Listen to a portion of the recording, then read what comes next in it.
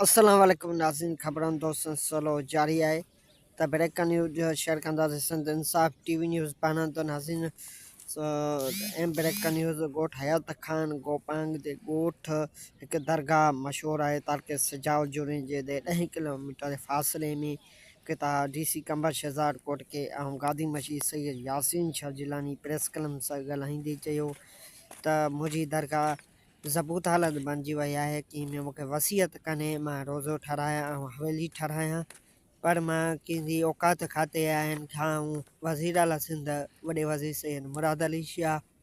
ऐं सूबाई वज़ीर खे मुतालबो थो कयां त जल्द जल्द रोज़ो ठाराए ऐं तामीयाती कमु कराए परेशानी जा बचाए वञे उन चयो राष्ट्र जे जायूं ऐं कमरा ऐं कीमे शिया मज़हब तंज़ीम के भी मुतालबो तो कयां त किथा शिया मज़हब जी तंज़ीम आहे ऐं सदर आहे हुननि खे बि मुंहिंजो मुतालबो आहे त जल्द जल्द पूरा कया वञनि। मुंहिंजी दरगाह हिकु आल बेताई आहे कंहिंजी ज़बूत हालत आहे की में त ॾिसी सघंदी त को बि हद कान्हे त कीअं माण्हू ॾिसी सघे कीअं हुननि वज़ीर आला सिंध ऐं सूबाई वज़ीर खे मुतालबो कयो आहे ऐं DC कंबर शहज़ाद कोट ऐं औकात खाते आहिनि खां वॾे वज़ीर सैयद मुराद अली शाह खां ऐं कुर्शिन माउन साहब जुड़िंजे खां ऐं